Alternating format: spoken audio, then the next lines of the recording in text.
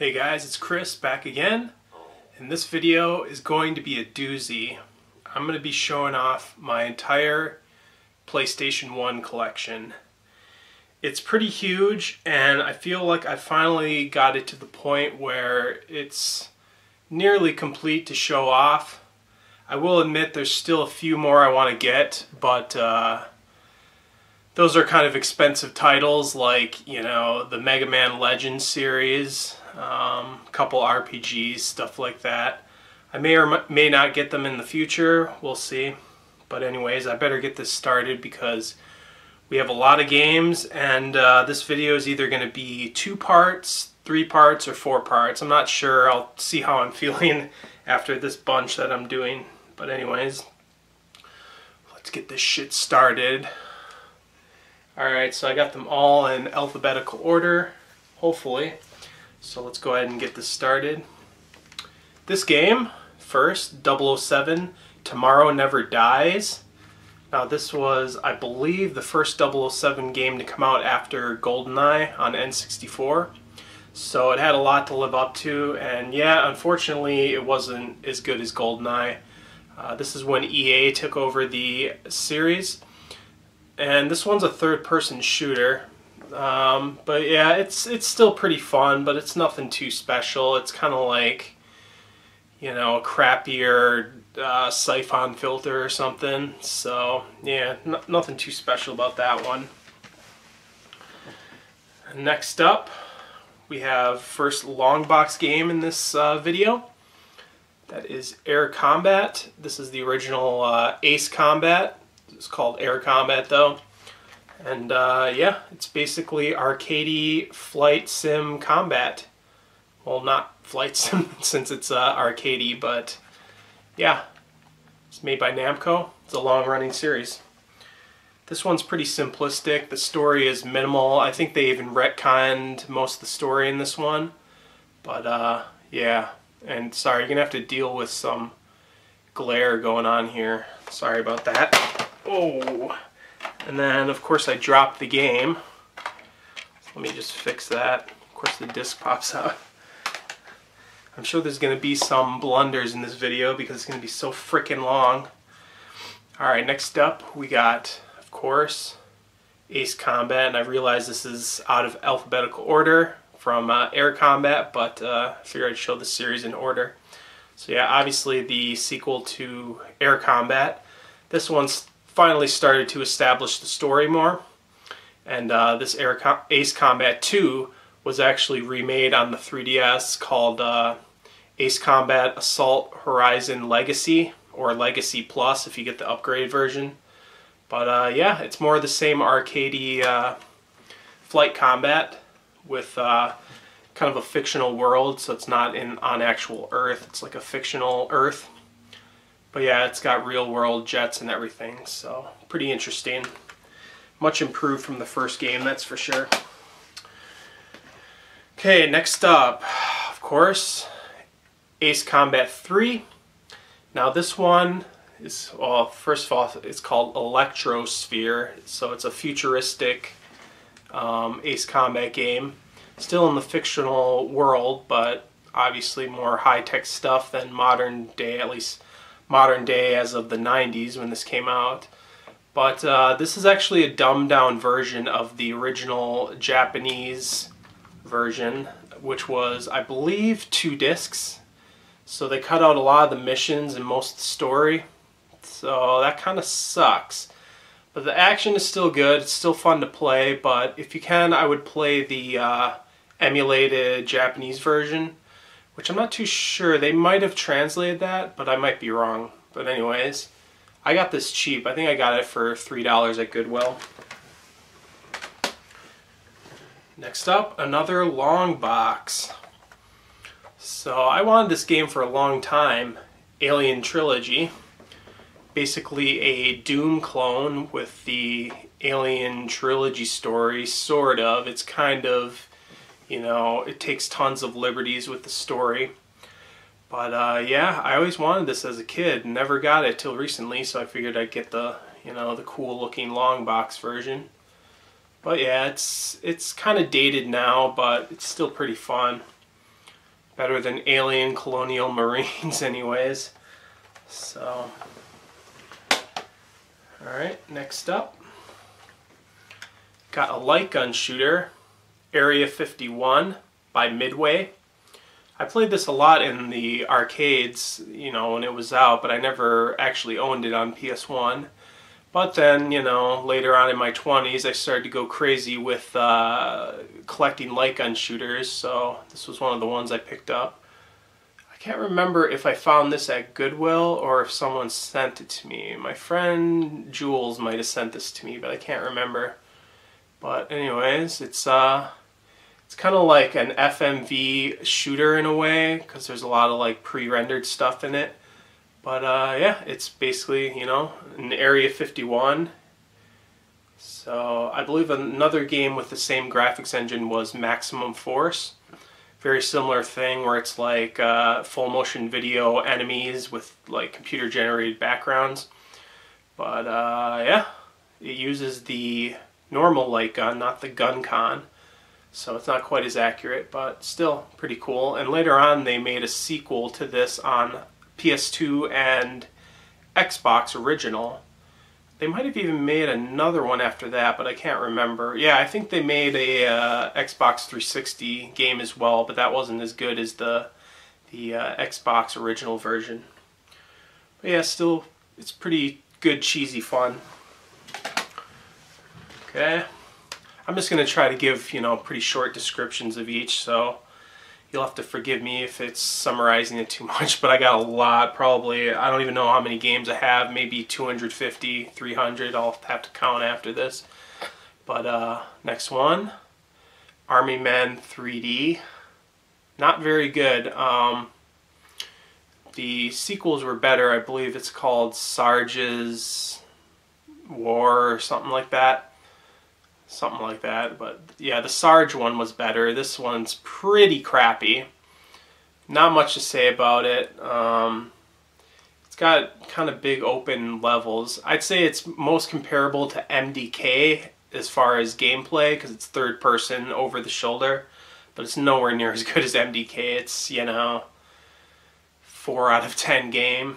I thought this was the good version when I saw it at Goodwill. But nah, it's the crappy one. I think the other one was called Sarge's Heroes, maybe?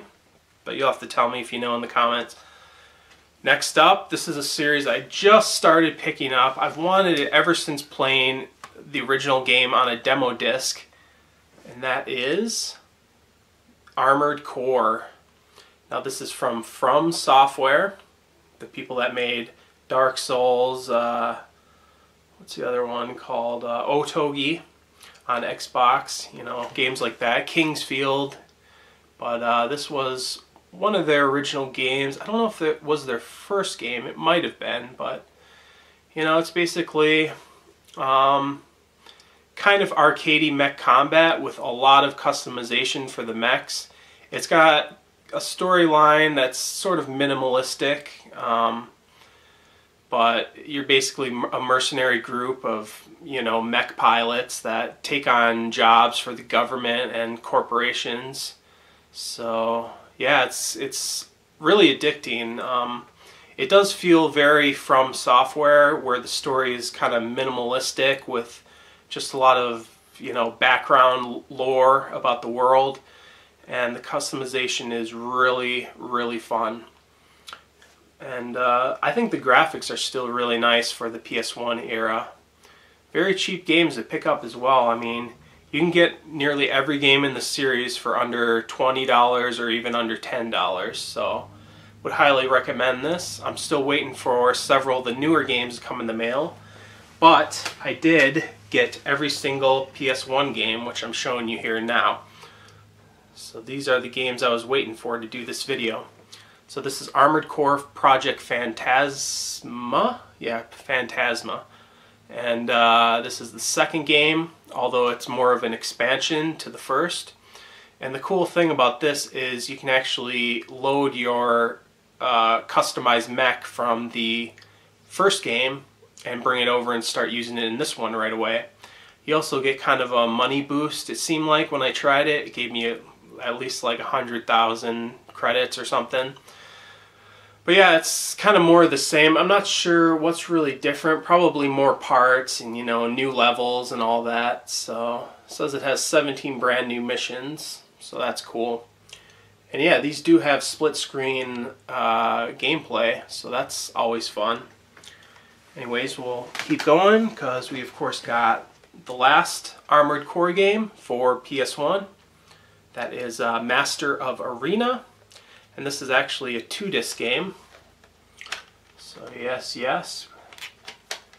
And I actually got this one brand new. If you saw my previous video, I unboxed this.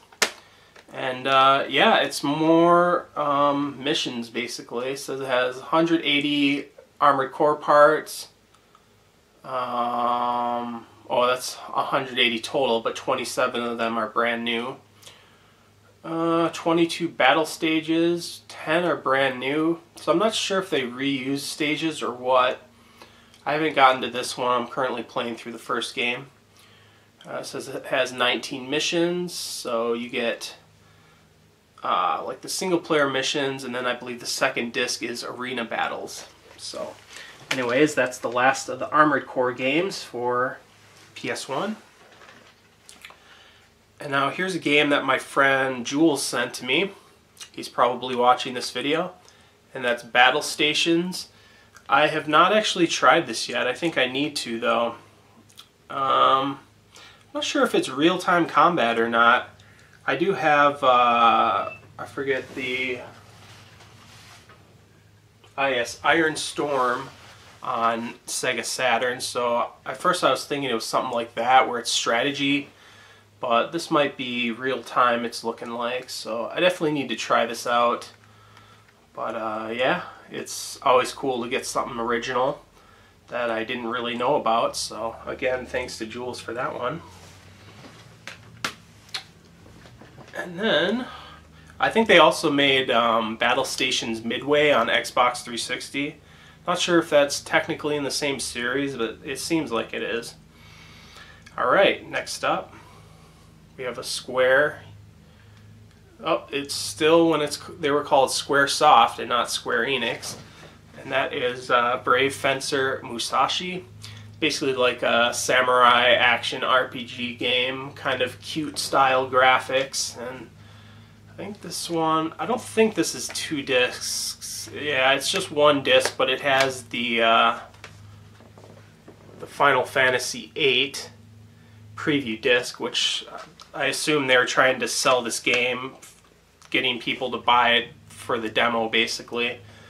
But back in the day I did not buy this. I bought Xenogears, which had the like the Final Fantasy VIII trailer on the separate disc.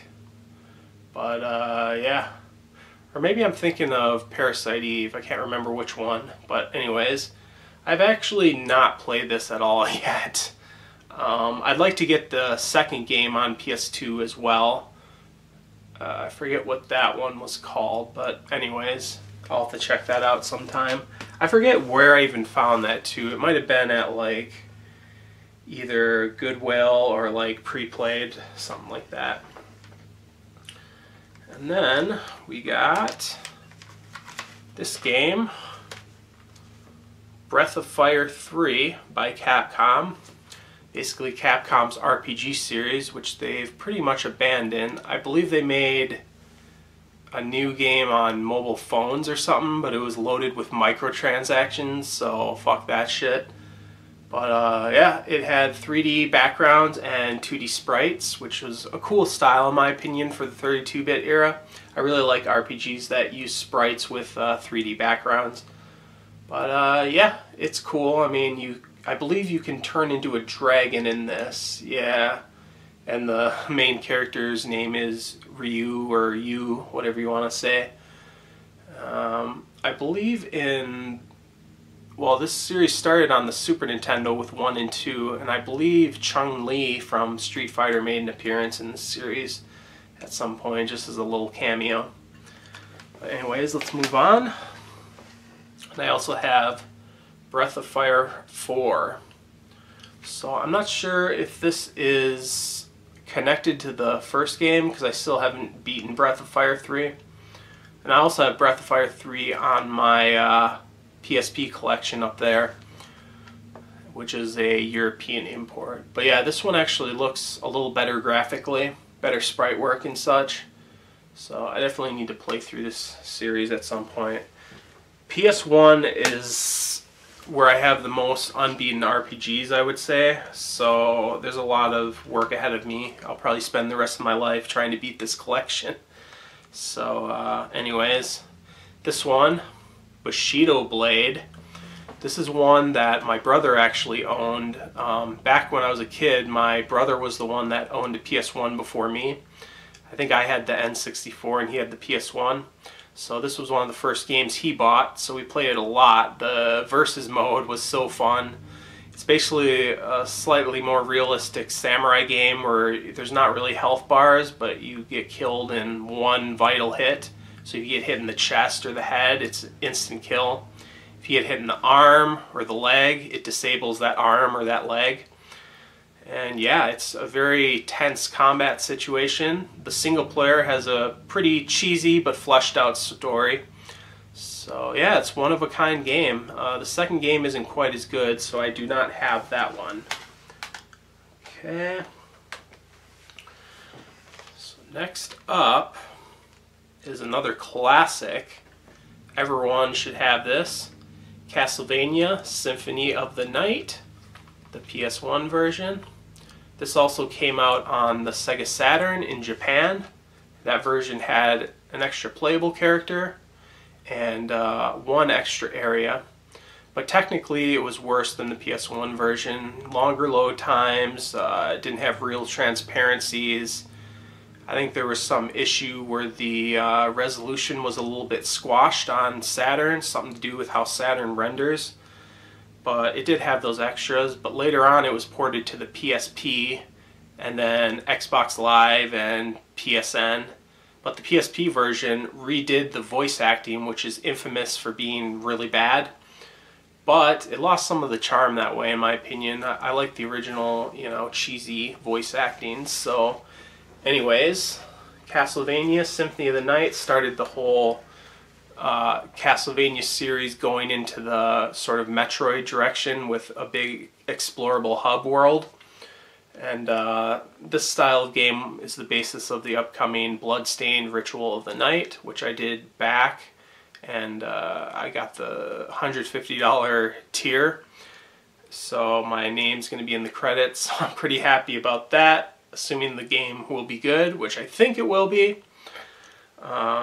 So that's cool. I'll be in the credits of basically a Castlevania game, one of my favorite series. Anyways, next up, we got this game, Chrono Cross, sequel to Chrono Trigger. Now this was originally, I can't remember, I think it was called Radical Dreamers on Super Nintendo. But I can't remember if that actually came out or if it got canceled. But I know it was only in Japan, and there's a ROM you can play. But they took the basis of that SNES sequel, Radical Dreamers, which is basically a visual novel, and they turned it into a full-fledged RPG. And this is a 2-disc one. Yes, it is. And I did actually have the non-greatest hits version, but my discs got scratched up, so I had to replace it. But yeah, it's not quite as good as Chrono Trigger, but it gets a bad rep at the same time. So I would still suggest trying it out. I think it's still pretty cheap to buy. Pretty sure Square Enix kept producing copies of it well into the mid-2000s. Alright, next up we have this game, Colony Wars. Now this is a space combat game, similar to something like Wing Commander, but I'd say it's a little more arcadey compared to Wing Commander. This one's 2 discs. It had really nice graphics at the time though. I'd say the graphics were better than Wing Commander, although, like I said, it was more arcadey, so the space that you fly in isn't quite as big. It's more self-contained mission areas. but I suppose that allowed them to have better graphics. The explosions were great. It had kind of a non-linear story where, depending on which missions you failed or succeeded in, it would branch out to different storylines, depend what happened. You might win the war, you might lose the war. The game could end early if you fail too much, but you still get like different endings. So it was a pretty neat concept. A lot of cutscenes, stuff like that. And this was made by Psygnosis, I believe that's how you pronounce it. And they made the Wipeout series as well. So pretty interesting. And then of course I have, this was actually the first Colony Wars game that I owned, and that's Colony Wars Vengeance, which is the second game. And this improved a lot in the first, but this one's only one disc, so I can't remember if this is shorter or if it just has less cutscenes. I'm not sure, but really fun game, just really tough with some of the missions. Like, I remember I struggled so hard as a kid trying to get the better endings, and I would never be able to get them because there was a few missions I just couldn't figure out how to do. It had something to do with like grappling asteroids and throwing them at like a capital ship or something, and I just couldn't figure out how to do it. I should probably try to beat it now that I can look it up on Google. But next up we got this one, Colony Wars Red Sun. So this is the third and final Colony Wars game. I don't know if they ever planned on making these games on PS2. That would have been cool if they did. But this one has a lot more ground missions, which I wasn't too much of a fan of. Like, I tried playing a couple missions in this, and they were all ground missions, and it's like, I want to play in outer space, and from what I'm looking at, there's not a ton of levels shown on the back that look like they're space missions, so I'm not sure. There must be some in this, but yeah, they tried to focus on the ground combat, which I didn't like as much, but it's nice graphically. All the Colony Wars games have really nice graphics, and the same kind of like branching storylines with each game. Okay, next up, we got this series, Cool Borders 2. Now, I don't have Cool Borders 1 yet. Maybe I should pick that up at some point just so I have the complete collection. But this was another game my brother owned back in the day when he had the PS1.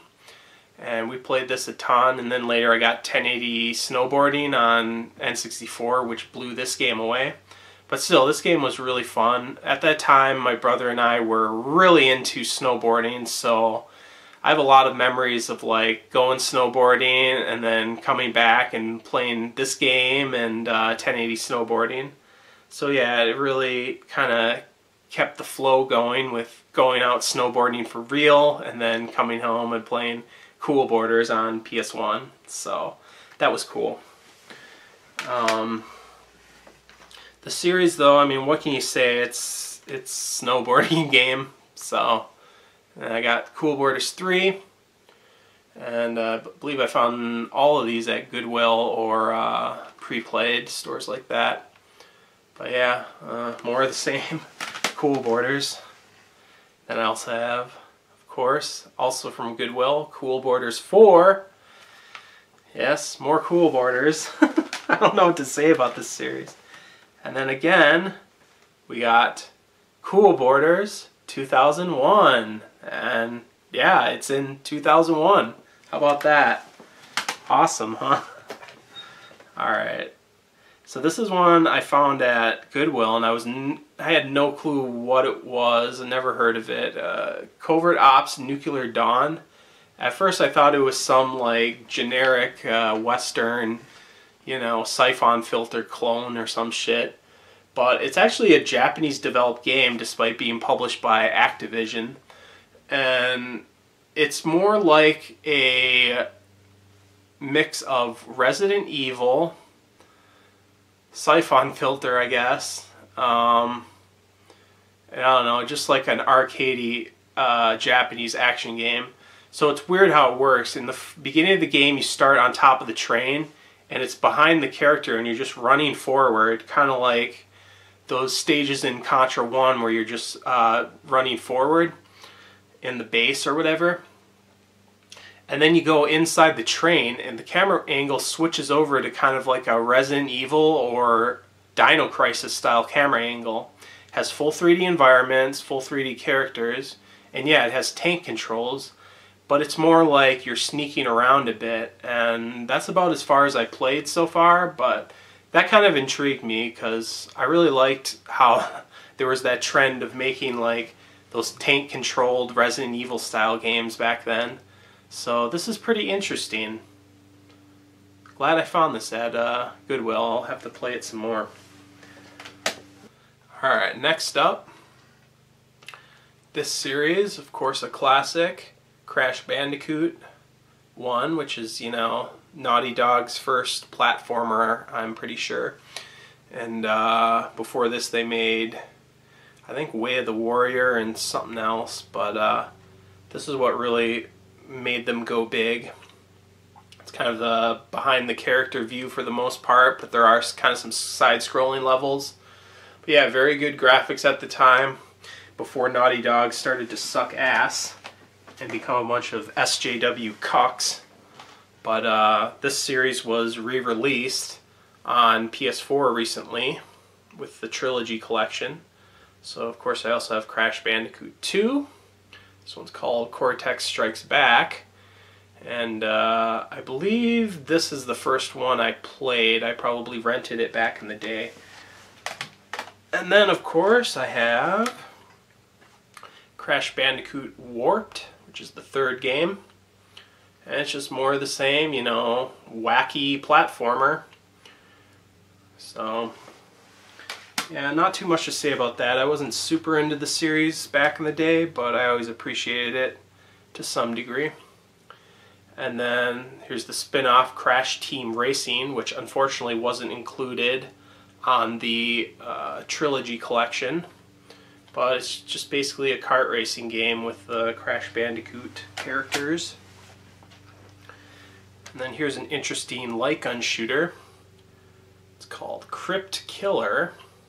And I guess I'm not sure if this came out before or after House of the Dead, but you know, it's kind of a horror themed shooter. But this uses 2D sprites. I can't remember, I think the backgrounds are 2D as well.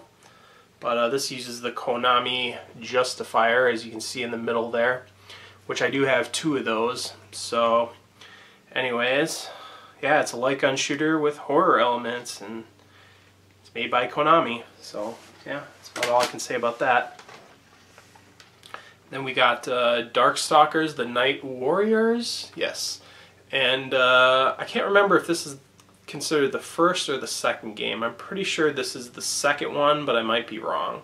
So it's basically, you know, a horror-themed Capcom 2D fighter, which is completely dead in the water now. I believe the only appearance is like Morgana or Morgan in the Marvel vs. Capcom series, maybe. Otherwise, this series is completely dead, just like Capcom is nearly dead. Dead to me anyways. I don't know if they're in financial trouble, maybe. I don't give a shit, because Capcom sucks nowadays. And here's a donation from my buddy Jules. Again, he's giving me so many donations. And this is an awesome game, Die Hard Trilogy. 3 games in 1, so obviously it's the 3 Die Hard movies. So the first movie is kind of like a top-down, kind of arcadey shoot-'em-up, where you just run around different floors of the Nakatomi building. And it's pretty simplistic. It's weird because all the games use the same graphics engine, but they're different genres. So the second game, Die Hard 2 Die Harder, is a light gun shooter similar to Virtua Cop. And I believe you can use either the Konami Justifier or even, I believe, the Gun-Con as well. It also has mouse compatibility if you have the PlayStation mouse. But yeah, it's really bloody too, which is kind of funny. Like, the blood just splatters everywhere when you shoot people or whatever. And then the third game, Die Hard with a Vengeance, is kind of a driving game. But the funny thing is, you're driving around the city trying to disarm the bombs, just like in the movie. But in this, to disarm the bombs, you just crash into the bomb and make it blow up, which I don't know how that's disarming it, because it's blowing up anyways, but it's just kind of silly. And when you're driving through the streets, you can run over pedestrians. I'm not sure if you're supposed to. I think it penalizes you maybe with time. But when you hit the pedestrians, the blood splatters on the windshield, and then the windshield wipers wipes the blood off. So that was pretty fucking brutal at the time, but very funny. Okay, next up we have, ooh, good series. Again, when Capcom didn't suck, the Dino Crisis games. And this is Dino Crisis 1, which also came out on the Dreamcast with a slightly cleaner looking version. But this one was kind of interesting because it came with a demo disc for Resident Evil 3. I can't remember if this came out before Resident Evil 3, but I believe Resident Evil 3 it came with a demo of this game, whereas this game came with a demo of Resident Evil 3. But yeah, it's basically Resident Evil with dinosaurs. This game, I'd say you have even less ammo in this game than you do in a Resident Evil game. Like, you really have to run away from almost everything in this game. But the difference between this and Resident Evil is this had full 3D environments, where Resident Evil had pre-rendered. So yeah, it was very cool. It had some cool jump scares with, like, you know, dinosaurs crashing through windows, kind of like the dogs in Resident Evil, stuff like that. So, very cool game. Nice graphics for the PS1 as well. And then the sequel, Dino Crisis 2, this kind of changed it up a bit. The first one was very survival, low ammo, stuff like that. This one went more full action, even more action-y than Resident Evil 3 went. So you can basically refill your ammo at save points. You can buy, I believe you can buy upgrades to the weapons as well. And yeah, you're just constantly running through the environment shooting multitudes of dinosaurs rather than running away from them. And this switched back to the pre-rendered backgrounds like the Resident Evil series. So yeah, they kind of ditched the 3D environments, probably so they could put more dinosaurs on screen at once. But yeah, it's very fun, but it's not quite as survival horror as the first game. But still, very cool, and much better than the third game on Xbox original, which was just dinosaurs in space, and I don't know, it was just weird. Alright, we got another long box game. This is a semi-recent pickup, the Doom Custom PlayStation Edition. Now this is actually the second revision of this release. The first one was like a plastic like outer edge, like a ridge here was plastic, and then like a cardboard face, where this box is just complete cardboard.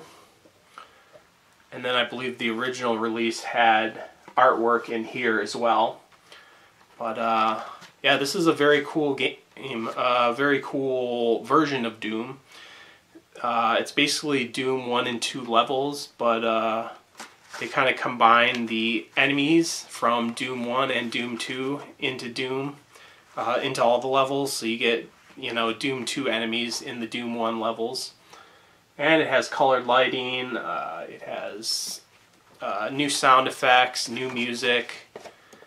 So anyways, I already explained all that in my pickups video where I showed this off. Very cool version of Doom. They later used the sound effects in this game in Doom 64. Anyways, next up we have Dragon Warrior 7. This is the last game called Dragon Warrior in the US before they started using the Japanese title of Dragon Quest. And this was re-released on 3DS recently, and they of course titled it Dragon Quest 7 finally. But I like this version because it uses that RPG style that I like from the 32-bit era, the 2D sprites on 3D backgrounds. And this is a 2-disc game. It took a while for this to come to the US. I remember waiting a while for it, and by the time it came out, I never bought it. But then eventually, you know, I found it at either Pre-Played or, I don't know, it's either Pre-Played or GameStop.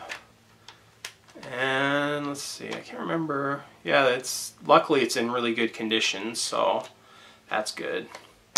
But yeah, it's a super long game, so I have not beat it yet. Okay. And we're just about halfway, yeah, we're about halfway through now. So I think I'm gonna at least halfway through, no, a quarter of the way through my collection then. So this is gonna be 2 videos for sure. Alright, next game is Driver, the original Driver. And, well, it's Driver. This was kind of similar to GTA, but it did the full 3D, you know, behind the car view before GTA was doing that. But you could not get out of the car. You were just taking on a bunch of criminal missions, you know, being the getaway driver basically. But I think the interesting thing about this is they modeled it after real streets. So yeah, it says real cities, Los Angeles, New York, San Francisco, and Miami, all with recognizable landmarks and working traffic systems. So that was kind of innovative at the time.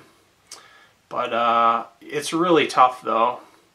Looks like the people that made Destruction Derby 1 and 2 made this. I didn't even realize that. That's another cool series I need to pick up at some point. But yeah, kind of a cool criminal type game. And then of course I have Driver 2. The Wheelman is back. That's what it says. But this is a 2-disc game now.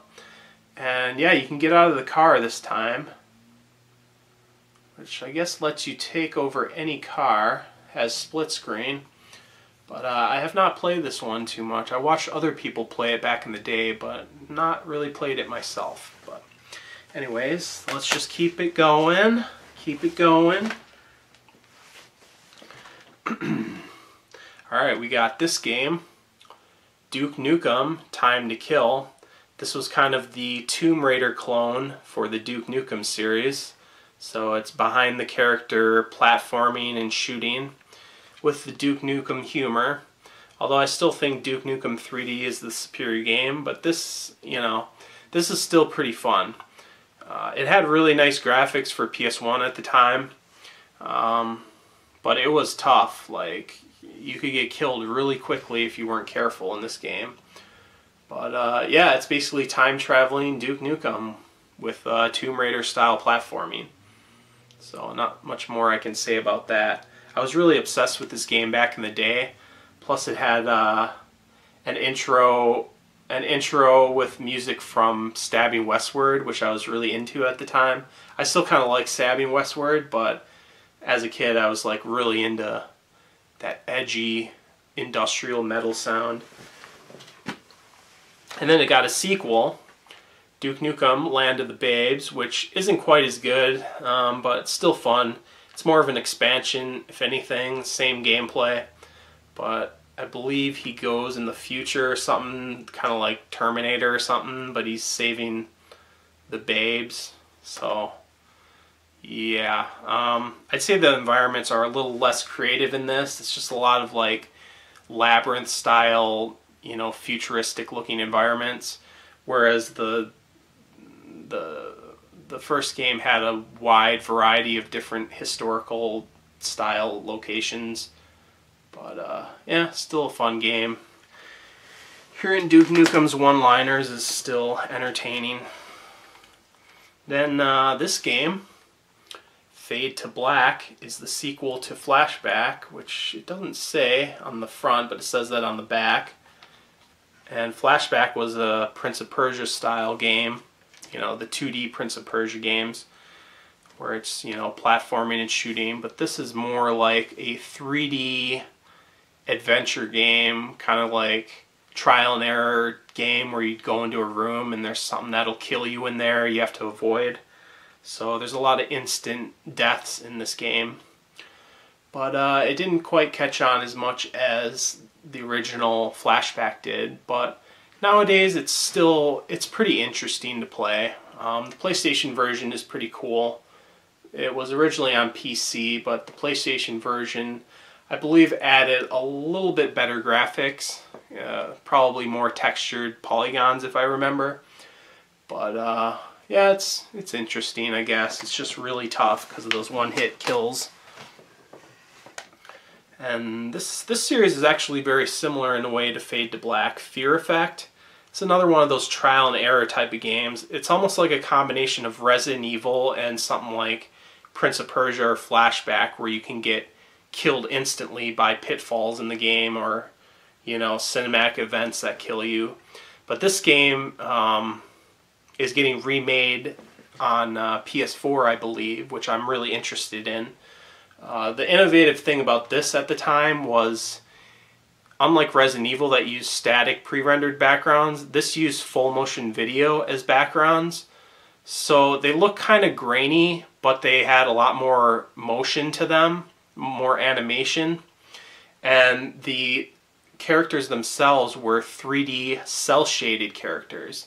So I'm not sure if this was the first cel-shaded game. It might have been, although there might be a more obscure one. But this is really what started to popularize it. So the characters look very cartoony-like. It had more of a mature story, I guess, if you can call it mature just because there's lesbos in it or whatever. But this is a 4-disc game, probably because of the full motion video backgrounds took up a lot of space. So there's a lot of changing of the discs throughout the adventure. And then I also have Fear Effect 2 Retro Helix. This is also a 4-disc game, same kind of style with the full motion video backgrounds, trial and error gameplay, kind of cyberpunk future setting with lots of sexualized characters and lesbians. Although they really played up the lesbian thing, and there wasn't actually that much in it, just like a few really tame scenes by today's standards. But then it was all like, ooh, wow. Anyways, next up, we got, getting into the Final Fantasy games, we got Final Fantasy Origins, which was a port of Final Fantasy 1 and 2 on the PS1. And I believe these were ports of the WonderSwan version, that little handheld system that didn't really take off too much in the US. So it's better graphics than the NES originals, and they added little like CG opening scenes. Looks like there's art gallery with Yoshitaka Amano's illustrations, bestiaries, new story scenes, and event sequences. So yeah, it's a pretty cool port. And then later on they remade these again on the PSP and the Game Boy Advance. I believe the Game Boy Advance version used this as the basis, whereas the PSP had completely redone the sprites again. And then I believe they later ported the PSP version to the Android and iOS, and that's the versions you can buy. Okay, and then we got Final Fantasy Chronicles with Final Fantasy IV, and it had Chrono Trigger on it. And I believe originally in Japan you would get Final Fantasy 4, 5, and 6 on a collection, whereas in the US we only got 5 and 6. But then later on we got this one, which also included the separately released Chrono Trigger that was separately released in Japan on one disc. And the Final Fantasy IV port is not very good from what I remember. It's got a lot of glitches, and the Chrono Trigger port is decent as far as the content. I mean, it's the SNES version with you know, Japanese animated style cutscenes like peppered through the story.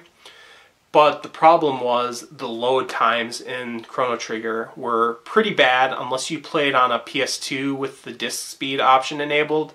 Then it's a little more bearable, but still not as fast as the SNES version. Other than that, I think there might have been some sound inaccuracies and maybe slowdown. But still, if you play this version on a PS2 with the disc speed enabled, it's decent. I can't remember if the PS3 allows you to crank up the disc speed or not. But Yeah, overall I would suggest the DS version of Chrono Trigger because it's got all the PS1 extras without the technical issues. And then this was what the US got instead of the collection of all 3 games. We just got Final Fantasy 5 and 6 on a disc. This did come with a soundtrack, which was kind of cool, but the Japanese version got like a Final Fantasy style clock, which I was disappointed with at the time. But yeah, this one's called the Anthology, which I believe they kept printing this one for a while, like into the mid-2000s again, but not quite perfect. The Final Fantasy 5 on here is pretty well done. You know, they added a CG intro to 5 and 6, but Final Fantasy 6 on here is it has some slowdown, and it again has some load time issues when going from the menu back out of the menu, which again you can minimize that by enabling the faster disk speed on the PS2. So yeah, it's so-so. It was the best I could do because I didn't have a Super Nintendo at the time. Alright, we're getting down to the first half of my collection, almost. But then we got Final Fantasy VII. You can see this is the greatest hits version. I did actually have the black label. I still do in the closet, but the discs got ruined because I would store my PS1 games in one of those soft CD booklet things, and it fucked up the bottom of the discs. So I lost probably like half or 3/4 of my PS1 games back in the day due to that shit. So yeah, this is the copy I rebought. We all know about Final Fantasy VII. It's one of the fan favorites next to 6. And, you know, it's on pretty much every device at this point. PC, you know, you can get it on PS3, you can get it on PS4, get it on mobile phones, you know, PSP, Vita, wherever. But, yeah, they're going to remake this, and who knows how that's going to turn out with the way Square Enix made Final Fantasy 15, where it was incomplete, and they're trying to fix it up over the past year. Yeah, I don't have much hope for the remake of this. It's going to be full action, which I don't care too much about that. I mean, turn-based would have been fine, but I'm fine with action as well. I just don't think the world is going to be fleshed out like it was in this. There probably won't be a world map, and being able to like use the submarine to go underwater and stuff like that. Like, I just don't see them giving that sense of scale to the remake, especially when they're doing it episodic. I mean, they claim it's going to be episodic so they can make it grander in scale. I just don't think they're going to pull it off, to be honest, but I'd love to be proven wrong, to be honest. And then of course we have Final Fantasy VIII, again, greatest hits for the same reason. Had to replace my original. This one was 4 discs instead of 3 like Final Fantasy VII. And it had better graphics than 7. People don't like the story as much or the combat system. But I like this one pretty well. I mean, I like all the PS1 Final Fantasies, to be honest. But my favorite is definitely, I would say Final Fantasy IX on the PS1 is my favorite, even over 7. But yeah, I kind of like them all in their own way. So this one finally ditched the super deformed midget style character models for, you know, full-size characters, more realistic proportions. And yeah, it's more like kind of a futuristic modern setting. Final Fantasy VII was kind of modern because it had cars and stuff like that, but this one tried to push it even farther. And that's very similar to how Final Fantasy 15 was trying to be as well.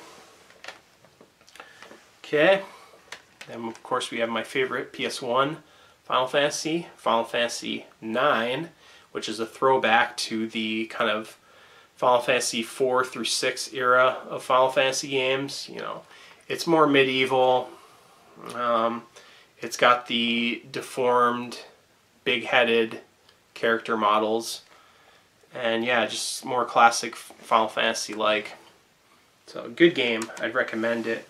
Try the PC version or mobile phone version, because it's got better backgrounds. Anyways, next up we got Final Fantasy Tactics. So this was made by the people that did, I believe, Tactics Ogre and Ogre Battle. And then I believe they came over with the Square merger. Well, no, this was more of a collaboration because this was before they were with Enix. But yeah, they basically collaborated to make a Final Fantasy tactic game. And yeah, it's just like grid-based combat. This was later released as, I forget what it's called now, on PSP. War of the Lions, yes, that's it.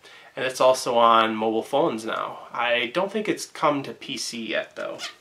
And then this got, I believe, 2 sequels, Final Fantasy Tactics Advance and Advance A2 on Game Boy Advance and DS.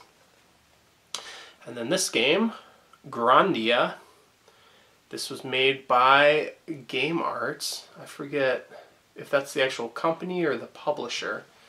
But this got, I believe, 5 games made. The first 3 were decent. Grandia 1, obviously on PS1. Kind of an action combat system, but more traditional RPG exploration. It had 3D backgrounds and 2D character models. And this game was originally released in Japan on Sega Saturn, which is graphically superior to this PS1 port. But this was the only version we got in English. But yeah, the combat is more action-y and I guess timing based maybe.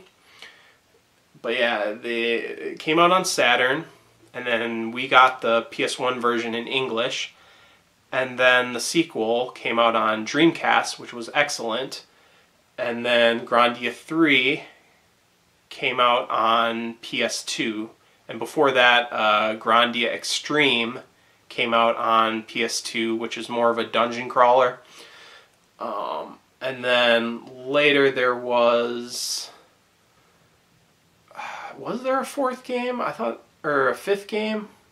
I thought they made a crappy 5th game on a handheld, but I can't remember. Maybe I'm wrong. 3 might be the newest, the last one that they made, but now I can't remember. I'm all mixed up. Alright, next up, we got this, which is a double pack of Grand Theft Auto 1 and Grand Theft Auto London 1969, which is the expansion pack. And yeah, this was originally 2 different releases, but I luckily found this at my local game store. Yeah, so I figured, hey, I wanted Grand Theft Auto 1 for a while. I have digital versions on PC, but for a physical copy, this is probably the best you can get, unless you find the two versions separate. That's good too. But yeah, I like this pack. So there you got Grand Theft Auto 1, and then Grand Theft Auto London 1969. So yeah, this is the only Grand Theft Auto game that wasn't in America, was the London one. Kind of interesting. Okay, let's see. Next up, we got Grand Theft Auto 2. Now, there was a couple versions of this. There was PC version, there was Dreamcast version, I believe, later, and then this version. They all had subtle differences. I want to say the PC version allows you to play at daytime and nighttime, whereas this version's only during the day, and the Dreamcast version is only at night. It's kind of weird how they did that. I think there's other differences. Graphically, the Dreamcast version looks a lot better. But yeah, this is an alright version to have. It had, which was kind of interesting, it had full motion video cutscene. don't remember if it's just the intro or if there's other cutscenes because I haven't gotten far enough. But yeah, it like introduced some character that was never seen again in the series. But yeah, go look up the intro to this game. It's really interesting how they use full motion video. But both the original Grand Theft Auto games were top-down views. So, oh, I should probably point out one other thing. On the inside of Grand Theft Auto 2, at least this version, the Greatest Hits one, has a Grand Theft Auto 3 advertisement in it. And notice it has an actual 3, not the Roman numeral 3. And some probably early screenshots, so that's kind of interesting history to see there. So anyways, move on. This was another donation from my buddy Jules. It's Gundam Battle Assault, which is a 2D fighting game in the Gundam universe. Fortunately no manual for this one, but kind of interesting. Nice donation from him. And we got this one, which I found at Goodwill, Gran Turismo, famous racing series. This was pretty mind-blowing at the time graphically, because at the time it looked kind of photorealistic, which is laughable now. But just the way they did their instant replays, I remember, were really mind-blowing back in the day, because it looked really realistic with the motion, how they tracked the cars in the replays. So yeah, it's a racing simulator. And then of course I have this one, which I believe Jules donated to me also, Gran Turismo 2.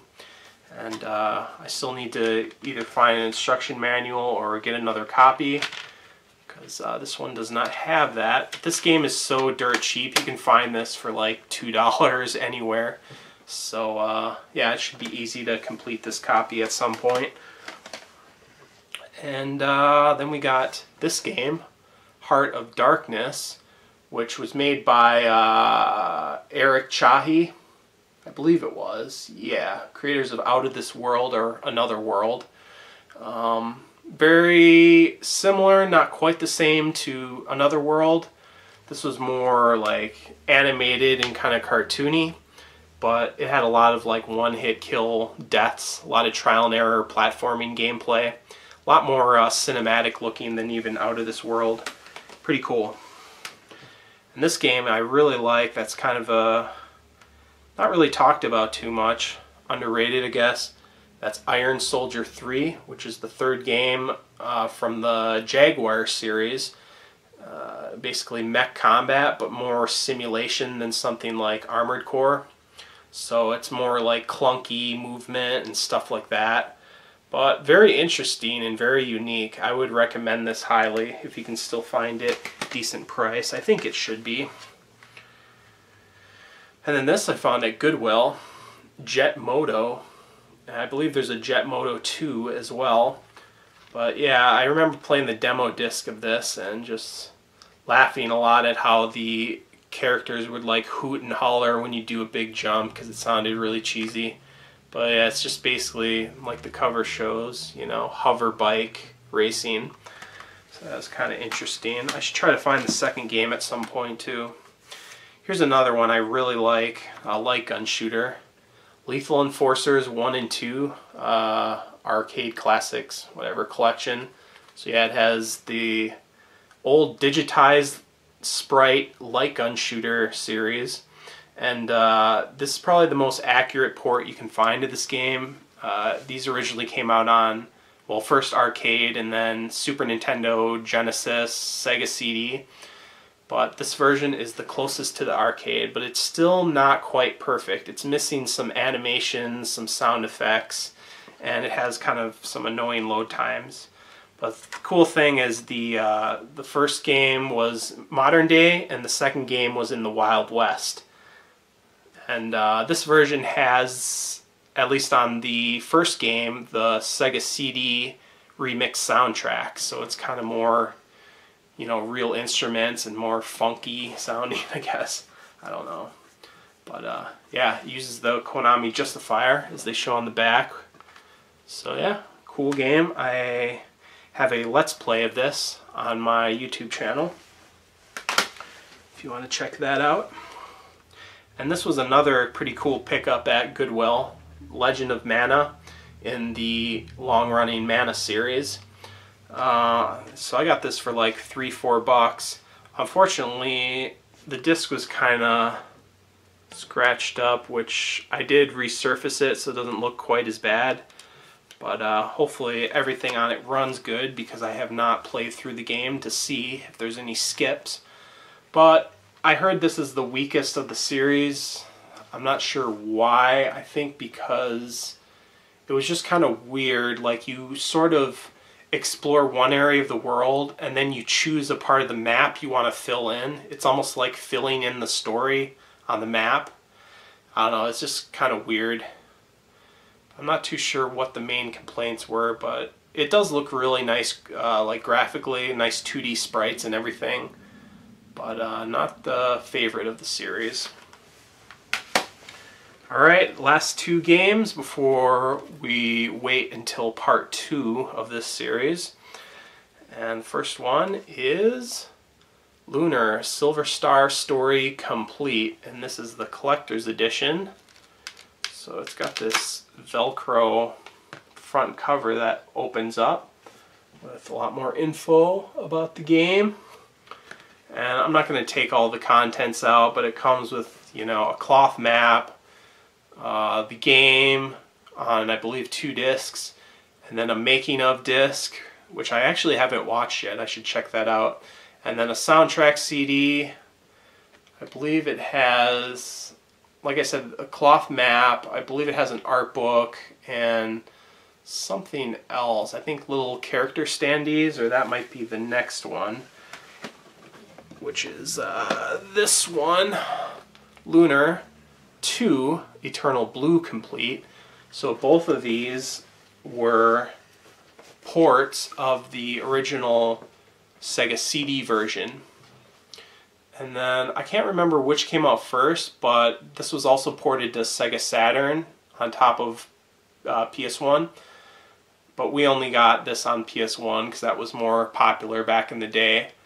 But yeah, I picked these up fairly cheap. I think I got them like $40 to $60 each. You know, maybe, I want to say 8 years ago. They're probably more pricey now, but these are both complete in the box. And this one also opens up in the front. Velcro. So again, you can see what it shows. Yeah, this has similar stuff where it has the soundtrack, making of disc, cloth map, art book. It has, I think this one has a pendant that's really cheaply made, to be honest. It's like painted on gold, which is kind of chipping off, and cloth map, some little like cardboard character standees or some shit. But yeah, it's a very cool RPG. Silver Star was ported to the PSP as well, and the Game Boy Advance, which was a terrible port, but the PSP version is pretty awesome. Most people, well, a lot of people I've noticed prefer the original Sega CD version of this due to like translation differences, I believe. But in my opinion, this is probably the best one. That or PSP. Even though they changed stuff, they look a lot better. Oh, I believe it's either this one or the PSP one. They removed the world map enemy encounters, so when you walk around the world map, you don't get random encounters from enemies, which is, you know, kind of unfortunate. But anyways, that's it for now. This is the first part of my PS1 collection video, and I see we've ran a little over an hour here. So yeah, we've got just about as many games for part 2, so I will probably try to do that in the next day or two. We shall see. Hope you guys enjoyed this part, and stay tuned for the conclusion. Anyways, thanks for watching. Peace out.